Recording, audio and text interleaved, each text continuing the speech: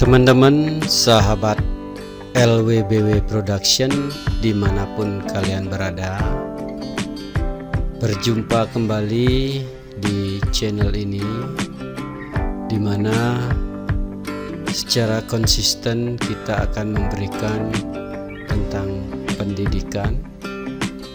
Untuk kali ini kita akan tetap membahas masalah akuntansi, di mana akuntansi itu diperlukan dalam perusahaan perhotelan. Dan yang kita akan bahas kali ini adalah mengenai income audit. Untuk itu, mari kita simak di channel ini.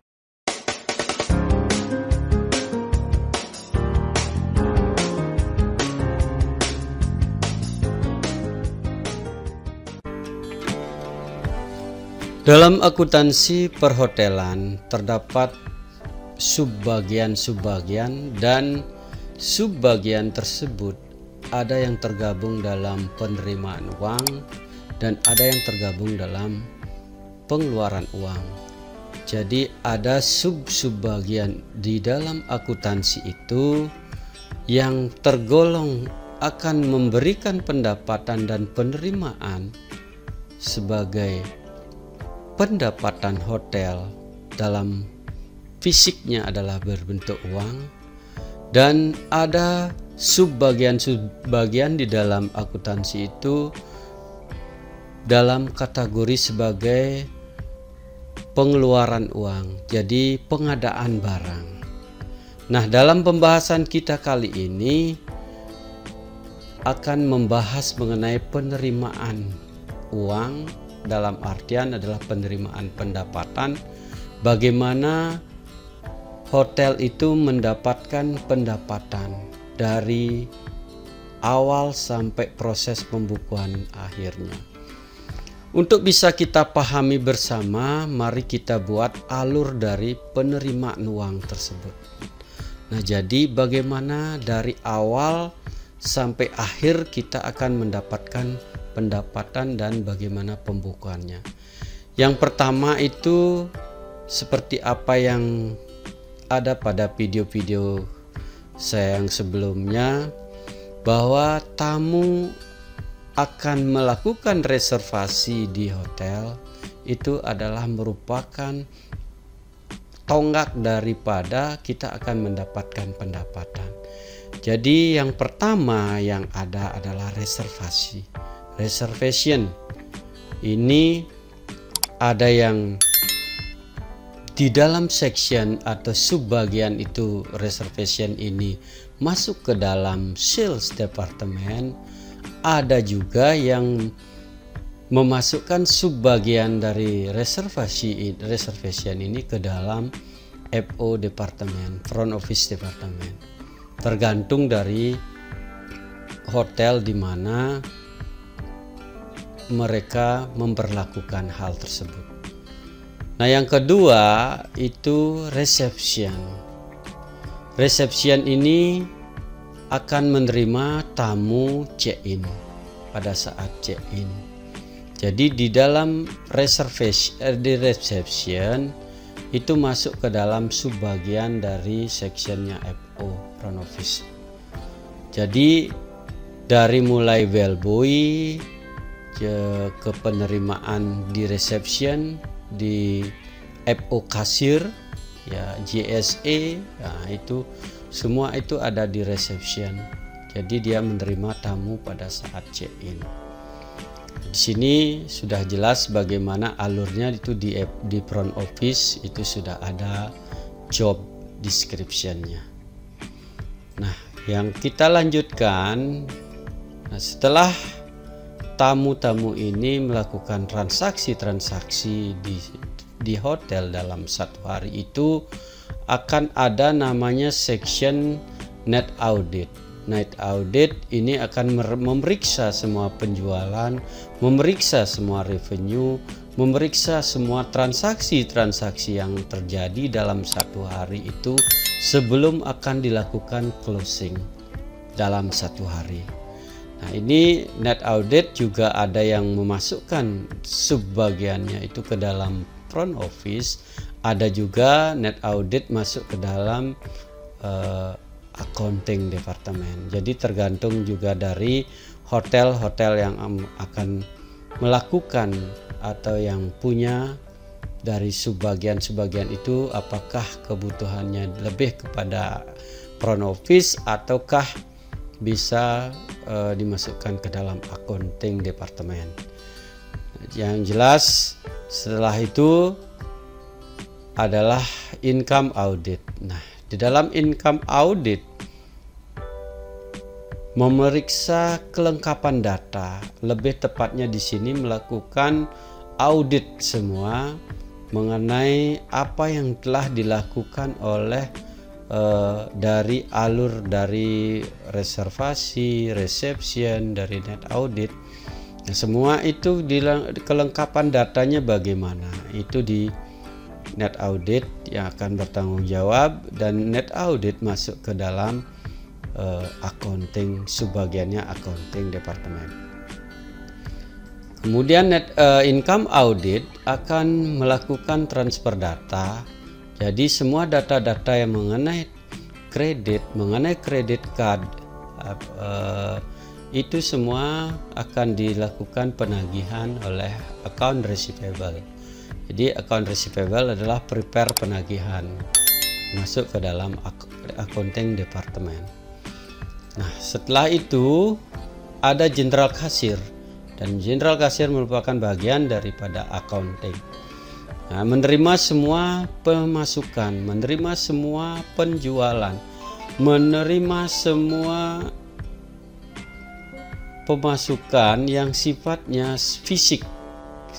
Ya, artinya dalam hal ini adalah uang ataupun kas ataupun bank. Nah, di sini general kasir yang berfungsi. Disinilah yang kita alurnya itu bagaimana pendapatan itu sampai penerimaan di general kasir. Nah, dari alur ini yang kita akan bahas adalah mengenai akuntansinya. Bagaimana kita membukukan ke dalam suatu pembukuan. Kita akan memulai dari income audit. Income audit itu merupakan subbagian atau section yang ada dalam accounting department, di mana tanggung jawabnya adalah memeriksa, mencatat, dan melaporkan hasil penjualan, revenue, pendapatan dari hotel tersebut. Seperti apa yang sudah saya jelaskan tadi, disinilah income audit itu dari memeriksa, mencatat, dan membuat sebuah laporan. Adapun tugas dan tanggung jawab dari income audit itu dapat kita simpulkan sebagai berikut. 1. Memeriksa penjualan. Jadi ada di revenue itu ada room revenue, itu dari front office dan juga housekeeping. Kemudian ada food and beverage revenue, ada laundry revenue, ada telepon revenue, business center revenue, ada other income, ya, pendapatan lain-lain. Itu semua akan diperiksa oleh seorang income audit, karena dari semua transaksi yang terjadi dalam satu hari oleh reception atau DJSE, guest service agent, atau juga FO kasir akan melakukan semua itu dan mengumpulkan semua data-data itu ke dalam suatu amplop, dan inilah yang akan diperiksa oleh income audit di hari berikutnya. Umpamanya tanggal 1 Juni maka akan diperiksa di tanggal 2 Juni, karena closingnya itu terjadi pada malam hari yang dilakukan oleh net audit gitu. Itu alur yang tadi. Yang kedua, setelah melakukan pemeriksaan, nah di net audit, apa yang dilakukan net audit itu akan diperiksa kembali oleh income audit, di mana laporan penjualan yang dibuat itu harus semua didukung oleh data-data. Jadi data pendukungnya itu harus lengkap. Seandainya pun belum lengkap, itu akan dikembalikan, atau kita akan net income audit itu akan meminta data-data pendukung, karena ini sangat penting untuk menentukan langkah berikutnya di dalam income audit bekerja melakukan pemeriksaan. Yang ketiga itu memisahkan laporan tunai, kredit, serta kalau terjadi pembayaran dengan menggunakan kartu kredit. Nah, dari data pendukung ini, income audit akan mengetahui bahwa transaksi mana yang harus dilakukan atau dikumpulkan ke dalam laporan tunai yang akan langsung diserahkan ke Jenderal Kasir, bang mana transaksi tersebut dengan data pendukung itu mendapatkan kredit selama sebulan dari travel agent, itu biasanya itu akan diberikan ke account receivable serta kartu kredit. Kalau seandainya tamu cash basis melakukan pembayaran dengan kartu kredit, nah ini lagi dilakukan pemisahan dari apa namanya, dilihat dari data pendukung itu. Nah, maka diserahkan ke account receivable. Yang keempat, laporan kredit dan kredit card diserahkan ke AR, account receivable. Akan dilakukan penagihan kalau dia belum membayar, atau kalau dia bayar kredit card bagaimana pembukuannya di account receivable, itu akan kita bahas setelah kita selesai melakukan pembahasan di income audit. Yang kelima itu membuat laporan daily revenue report. Jadi income audit itu setelah semua dirasap dalam pemeriksaan itu sudah lengkap dan benar, dan seandainya pun ada kesalahan akan dilakukan pembetulan, baru akan membuat satu laporan daily revenue report. Dan yang keenam itu adalah membuat sebuah file yang rapi, karena file-file ini akan sangat diperlukan seandainya ada permasalahan di kemudian hari. Seperti misalnya kalau kartu kredit itu klaimnya itu bisa sampai di atas 5 tahun itu, makanya file-file ini harus tersimpan rapi dan mudah untuk diperoleh. Data-data pendukungnya ada di situ. Nah, itu bisa kita simpulkan kegiatan ataupun tugas dan tanggung jawab dari income audit seperti ini. Dan mungkin kalau ada teman-teman yang sudah mengetahui ada kurang atau salah saya menjelaskan, kita akan berdiskusi. Saya ingin teman-teman bisa berdiskusi, ada respon dari teman-teman, saya sangat harapkan itu.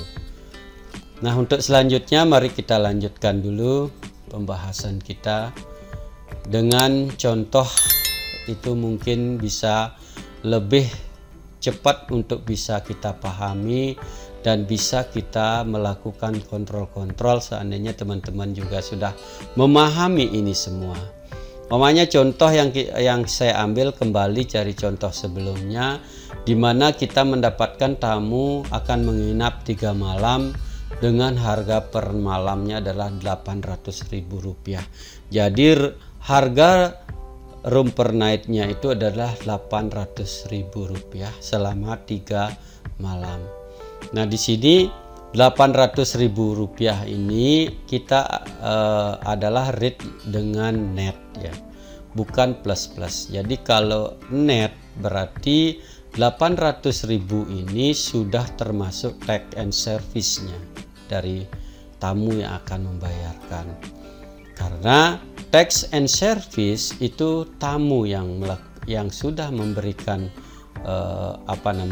membayarkan itu, taxnya kita store ke pemerintah daerah dan servisnya kita bagikan ke karyawan.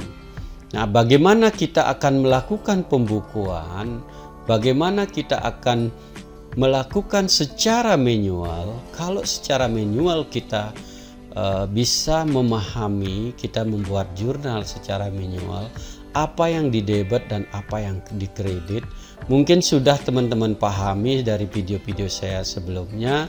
Itu didebit itu adalah piutang jasa, itu selama 3 malam 800.000 itu adalah 2.400.000 rupiah. Nah di sini karena kita melakukan membahas tentang income audit, di mana mengenai pendapatan hotel, maka 800.000 sebagai rate-nya plus net, itu berarti apa yang dikredit adalah revenue, tetapi tidak 2.400.000, adalah room revenue. Nah, room revenue ini akan kita breakdown, itu 2.400.000 kita harus bagi dengan 1.21, jadi dibagi 1,21. Nah di sini ini adalah merupakan 1,21, ini adalah merupakan sudah pembagi yang sifatnya sudah umum dilakukan di hotel. Nah, room revenue dari 2.400.000 dibagi 1,21, hasilnya adalah 1.983.471 rupiah. Jadi ini adalah room revenue-nya yang akan menjadi pendapatan hotel. Karena kita membahas secara mendetail di income audit. Sebelumnya, waktu video kita yang sebelumnya, 2.400.000 juga revenue-nya adalah 2.400.000. Itu untuk memudahkan dulu memahami apa yang didebit, apa yang dikredit. Nah, secara mendetail kita akan pelajari room revenue itu akan diperoleh dari 2.400.000 dibagi 1,21. Yang kemudian, karena ini belum balance, dari jurnal ini belum balance, yang kedua adalah bagaimana tax-nya, bagaimana service charge-nya. Nah, kita pertama service charge dulu. Service charge itu akan diperoleh dari room revenue itu dikalikan 10%. Jadi 1.983.471 rupiah itu dikalikan 10%. Itu adalah service charge. Service charge ini kenapa dikredit? Karena dia termasuk hutang service. Jadi hutang yang harus dibayarkan oleh perusahaan, oleh hotel pada akhir bulan. Jadi pada saat dilakukan pembayaran gaji, service charge juga harus disertai di situ, berapa terakumulasi service charge yang kita peroleh di dalam 1 bulan itu. Jadi service charge room revenue dikalikan 10%. Kemudian karena ini masuk hutang, kita harus, berarti perusahaan harus membayarkan di akhir bulan. Ini adalah merupakan suatu keharusan, dengan dimana juga tax juga PB1, PHR, pajak hotel restoran itu juga harus dibayarkan di akhir bulan, karena ini adalah hutang kepada pemerintah daerah. Bagaimana kita mengenakan pajaknya adalah dari room revenue itu kita kalikan 11%. Ini sudah merupakan suatu hal yang baku di dalam akuntansi perhotelan, terutama di income audit. Nah, jadi semua ini sudah balance dengan 2.400.000. Akan menjadi permasalahan pada saat kita melakukan pelaporan. Sebelum kita melakukan pembayaran ke pemerintah daerah, kita harus melaporkan dulu kepada pemerintah daerah bahwa PHR kita sebulan adalah sebesar, kita akan breakdown seperti ini. Akan tetapi kita tidak boleh mencantumkan tarif 11% ini, tarif pajaknya 11%, namun tetap sesuai dengan peraturan pemerintah yaitu 10%. Bagaimana kita melakukan 10%? Nah, 10% ini kita harus breakdown. Karena apa? Setiap hotel itu mengenakan 11%, karena room revenue ditambah dengan service charge itu dikalikan 10%. Inilah total dari dasar pengenaan pajak PHR-nya. Pajak hotel restoran dikalikan 10% itu dari room revenue ditambah service charge. Nah, room revenue dan service charge ini adalah objek pajaknya. Keduanya ini ditambah baru dikalikan 10%. Itu adalah merupakan peraturan pemerintah yang harus kita lakukan. Tetapi di dalam sistem itu akan langsung dikalikan 11% dari room revenue dikalikan 11%. Jadi hasilnya memang sama, itu adalah 218.182 rupiah. Nah, disinilah jadi di dalam income audit beginilah jurnal yang akan dilakukan. Kalau secara sistem itu sudah biasa, secara manual mungkin ada beberapa dari teman-teman yang masih ingin tahu apa sih jurnal manualnya. Piutang ini akan bertambah di sebelah debit dan ini masuk ke dalam neraca sebesar 2.400.000 merupakan piutang yang akan menjadi tugas pokok daripada account receivable untuk menagih piutang ini, entah dia ke travel agent ataupun ke perusahaan-perusahaan. Nah, room revenue ini akan mempengaruhi laba rugi. Dia sebagai mentotal semua dalam satu bulan berapa revenue yang didapat oleh hotel itu dalam sebulan. Service charge kenapa bertambah di sebelah debit? Karena dia berupa hutang. Inilah dasarnya adalah di persamaan dasar akuntansi aktiva dan pasiva, apa yang diaktiva, apa yang dipasiva. Kalau hutang bertambah di sebelah kredit itu persamaan dasar akuntansi karena dia terletak di pasiva. Nah, mungkin itu kalau teman-teman ingin mendalami lagi boleh dibuka kembali di persamaan dasar akuntansi, sudah saya jelaskan secara mendetail. Kita lanjut pemahaman kita, mudah-mudahan dari contoh itu mudah untuk dipahami oleh teman-teman semua. Kita lanjut sekarang sebagai perbandingan bagi teman-teman. Kalau secara sistem software ya yang dimiliki oleh setiap hotel itu akan nampak seperti berikut ini. Jadi di front office itu akan setiap hari di front office ataupun di reservation pada saat tamu itu sudah melakukan reservasi, dia sudah melakukan posting ke sistem dan sudah ada guest folio atau guest bill-nya. Tinggal front office merunningkan sistem itu. Jadi umpamanya dia dari check-in itu tanggal 2, di guest bill atau guest folio itu tergantung dari hotel dari masing-masing. Ada yang mempergunakan guest bill, ada yang menggunakan guest folio. Yang jelas dari room itu merupakan master bill atau master folionya. Tanggal 2 Juni 2022 itu sebesar Rp800.000.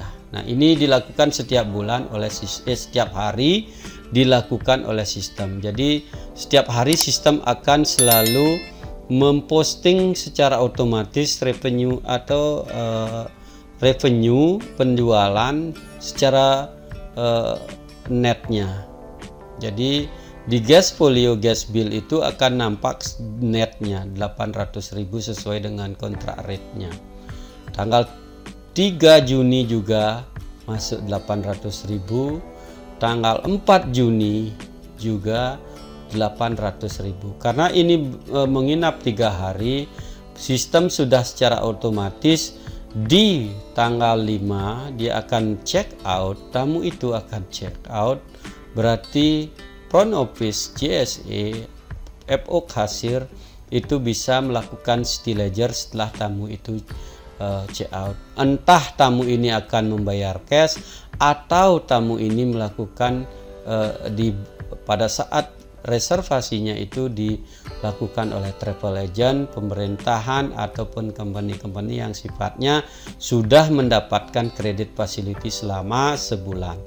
Jadi kalau diistilahkan City Leisure sebanyak 2.400.000 3 hari ini, 2.400.000 selama 3 hari, berarti ini adalah merupakan kewajiban dari seorang account receivable. Nah, disinilah income audit akan memisahkan mana yang sudah terlunasi secara cash ataupun masih merupakan berupa piutang.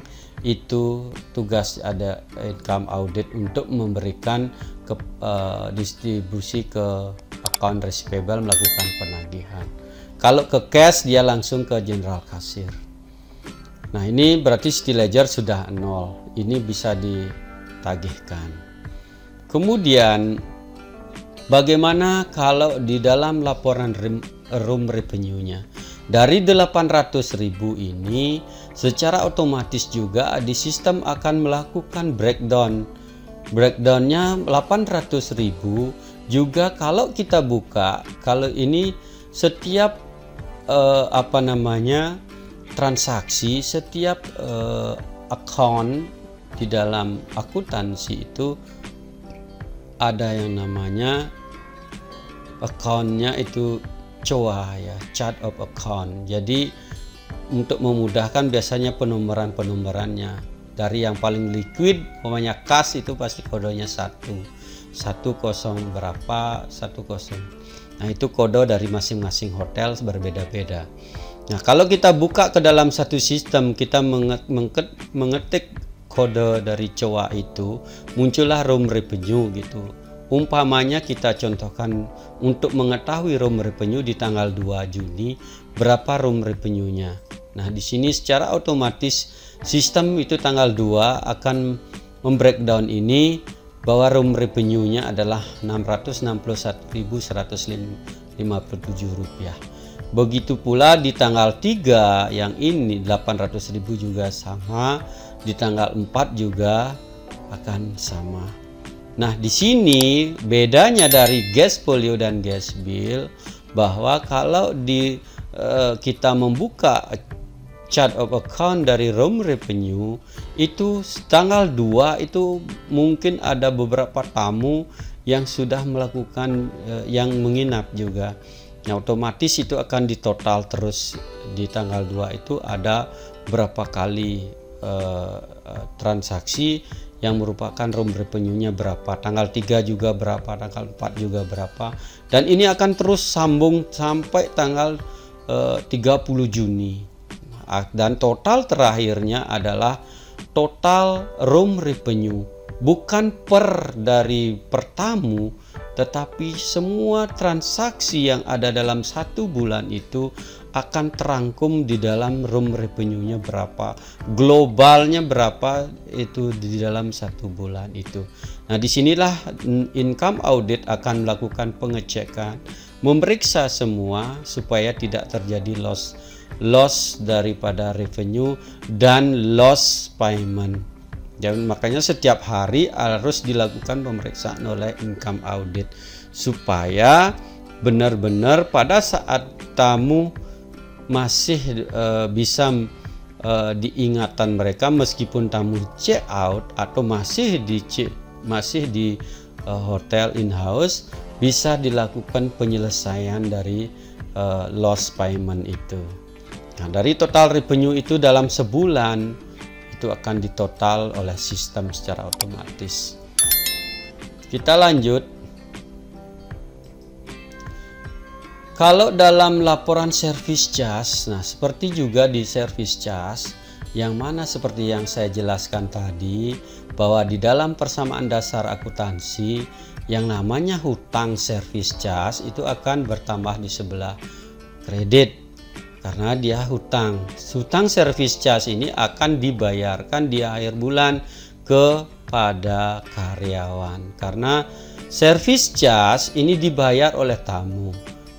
Dan pihak kita dari perusahaan itu berkewajiban untuk melakukan pemungutan. Seperti halnya juga tax juga sama. utang tax, utang dari pajak PHR. Itu sama perlakuannya, karena sifatnya adalah hutang, maka dia bertambah di sebelah kredit di pasifa dalam neraca.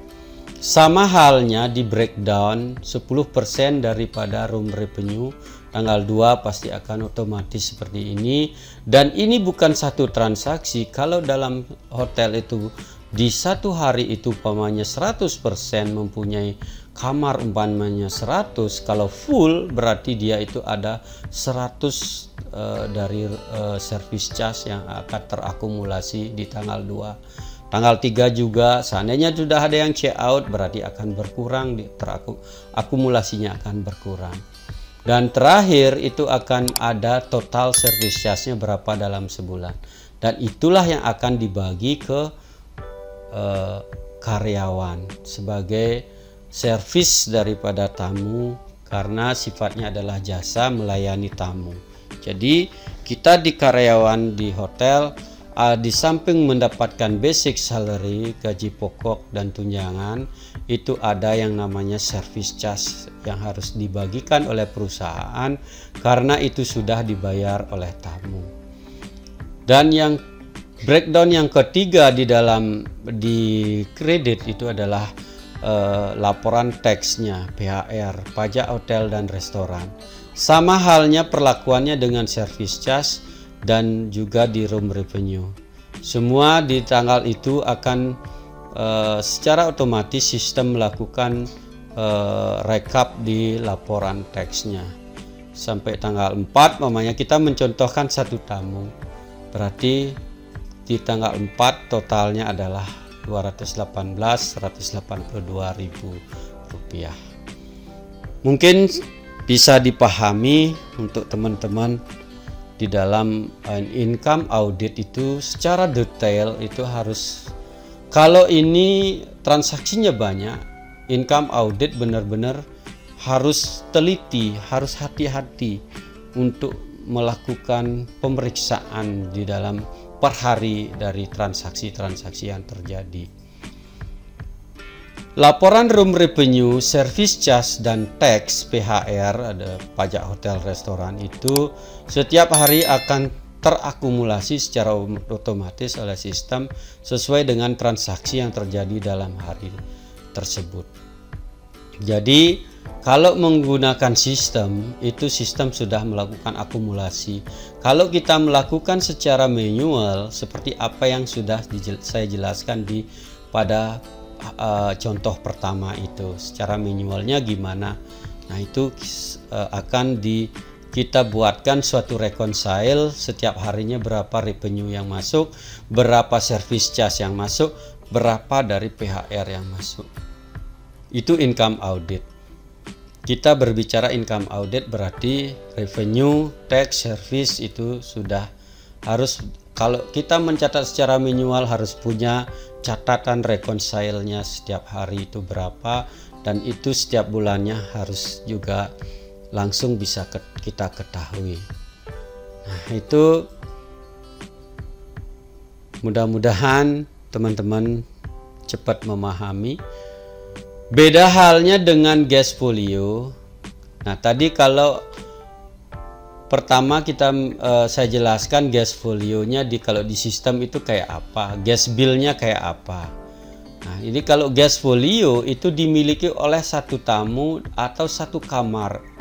Jadi satu room itu mempunyai gas folio 1, master folio 1. Kalau umpamanya dia melakukan pembelian dari umpamanya melakukan transaksi seperti lunch ataupun minum di bar, itu mungkin akan dibukakan dummy folio atau yang istilahnya additional dari bill. Nah, nanti akan ditransfer ke master folio kalau tamu itu akan melakukan pembayaran di pas check out-nya. Itu sudah kalau dalam sistem itu memudahkan di dalam bekerja, karena kita membukakan dummy folio kemudian transfer ke roomnya di master bill-nya itu atau master folionya. Beda halnya juga kalau kita menerima dari grup meeting umpamanya, berarti master folio-nya tidak hanya satu kamar atau satu tamu yang akan muncul, tapi adalah berapa di satu hari itu room yang terpakai. Umpamanya 10 room, berarti tanggal 1 Juni gitu umpamanya, berarti akan ada 10 kamar yang terposting dalam tanggal 1 itu. Begitu pula tanggal 2 umpamanya 3 hari sampai tanggal 3 itu 10 kamar itu di dalam guest folio, master folio, master bill-nya. Itu yang benar-benar kalau grup ini benar-benar spotting data pendukung itu harus benar-benar income audit dapatkan, rooming list itu semua harus supaya bisa di cross check kembali, supaya kembali revenue itu tidak kehilangan revenue. Jadi loss revenue bisa kita hindari dengan dilakukan pemeriksaan secara detail, secara teliti oleh income audit. Hal inilah yang harus diperhatikan oleh seorang income audit untuk melakukan audit, memeriksa setiap transaksi mengenai data pendukungnya, sehingga bisa di cross check total revenue yang diperoleh, juga bisa dipilah tentang pembayarannya, apakah dia akan dibayarkan oleh travel agentnya atau melakukan cash payment atau dengan credit card. Itu semua bisa dilakukan oleh income audit dengan data-data yang ada, dengan data pendukung yang detail. Nah, ataupun dengan alat pembayaran lain yang sah sesuai dengan peraturan pemerintah. Begitu pula dengan food revenue, beverage revenue, laundry, atau other income, atau ada telepon revenue, atau business center revenue. Nah, itu harus di cross check dengan teliti sehingga tidak ada terjadi kehilangan revenue ataupun tidak ada loss payment. Ini biasanya di telepon revenue itu ataupun di food beverage itu, laundry itu semua bisa terjadi kita karena kurang teliti di kasir akan menyebabkan loss payment. Nah, disinilah dalam satu hari itu besoknya harus diperiksa oleh seorang income audit, karena malamnya juga Senet audit akan melakukan pemeriksaan juga. Jadi double cross check itu. Mudah-mudahan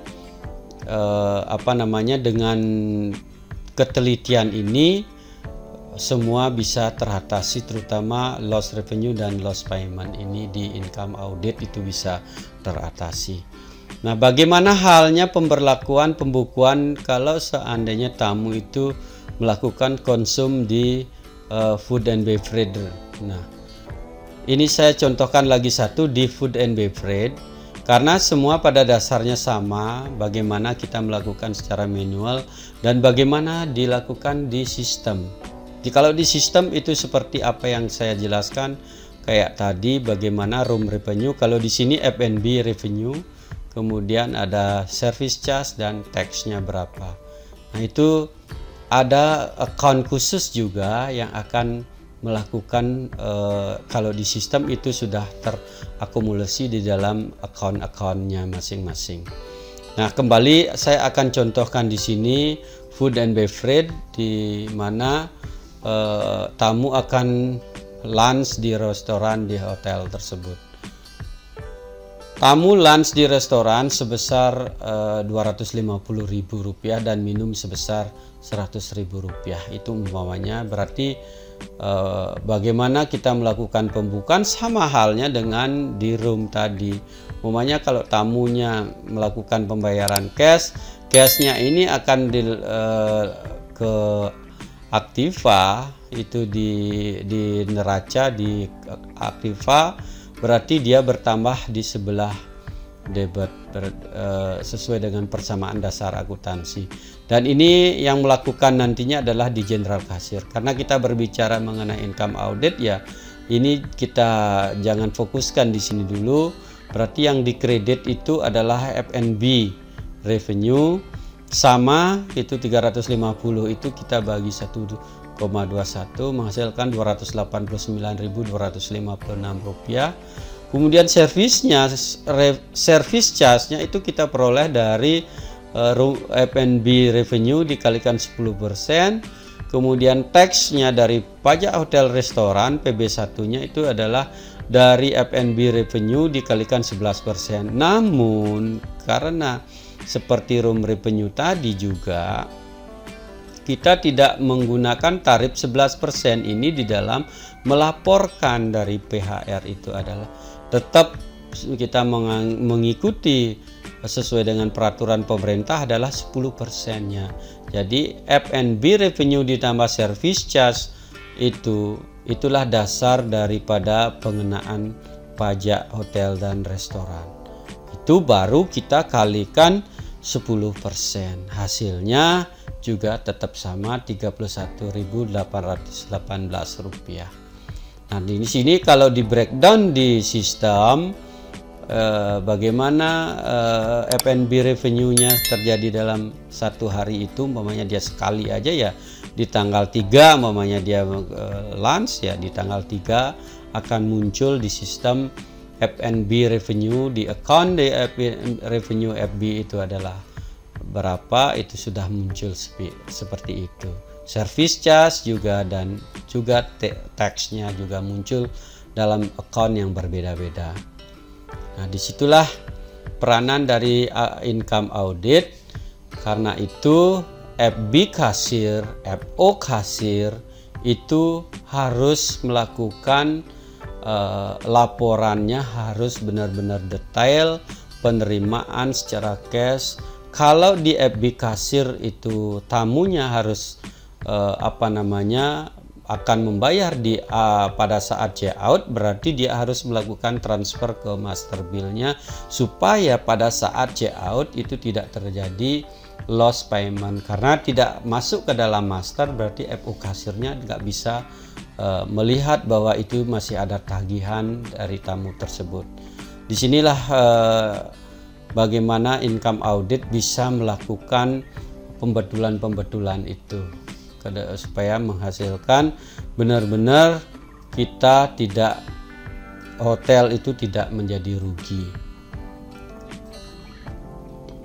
Nah, setelah semua transaksi di hari yang bersangkutan itu sudah benar, artinya tidak ada lagi kesalahan, dan seandainya pun ada kesalahan, income audit akan melakukan pembetulan secara cepat, bisa dilakukan pembetulan.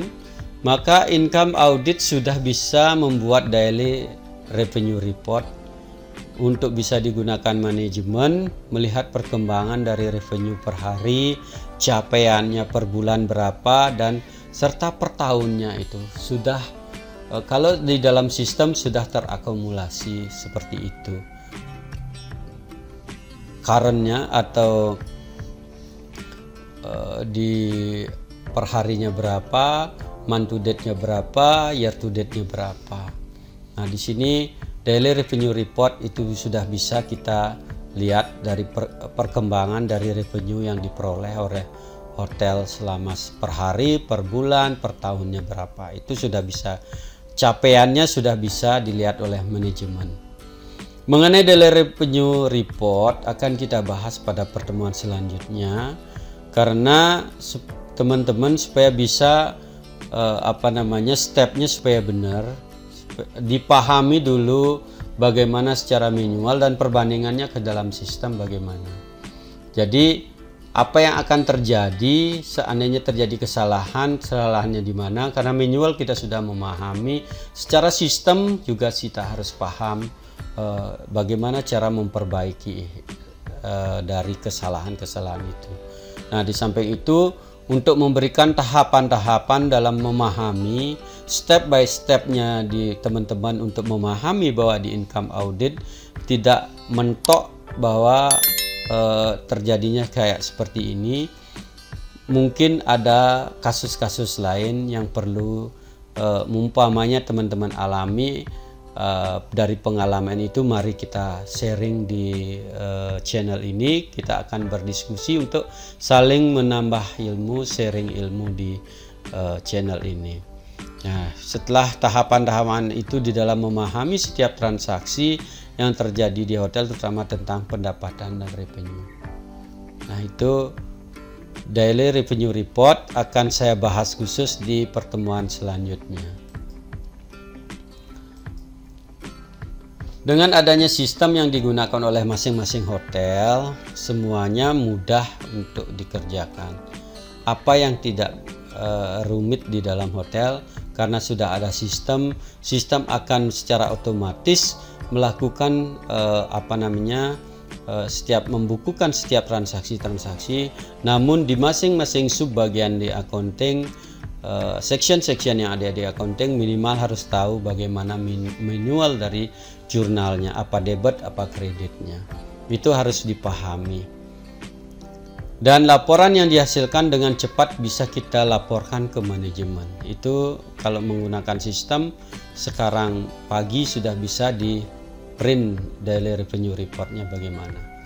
Namun secara teori dan manual benar-benar harus bisa kita pahami, sehingga melakukan pembetulan setiap masalah yang ada akan semakin cepat bisa kita lakukan. Karena akuntansi, kalau sudah kita memahami akuntansi, itu akan memberikan sebuah kepuasan di dalam kita bekerja, dan seperti bermain game di game-game yang online itu sangat mengasihkan kalau kita sudah memahami akuntansi secara menyeluruh. Dasar-dasar akuntansinya sudah kita pahami. Oke teman-teman, sampai di sini dulu pembahasan kita.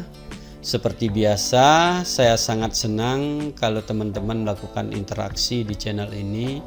Dan bagaimana dari pembahasan kita kali ini ada yang menemukan kesulitan, masih belum bisa memahami, di mana yang belum bisa dipahami, mari tulis di kolom komentar, kita akan berdiskusi, kita akan bahas bersama. Dan seandainya teman-teman sudah punya pengalaman yang lebih banyak, mari share di sini, kita sharing ilmu, kita bahas bersama. Mudah-mudahan dari apa yang kita bahas kali ini benar-benar memberikan manfaat bagi teman-teman. Karena teman-teman mendapatkan manfaat, saya sangat senang dan sangat bersemangat di dalam memberikan materi-materi akuntansi selanjutnya. Mohon untuk di like, subscribe, dan di share ke semua saudara dan teman-teman yang lain. Nah, sampai di sini dulu. Terima kasih atas supportnya selama ini. Terima kasih sudah menjadi bagian dari channel ini. Kita bertemu pada pembahasan berikutnya.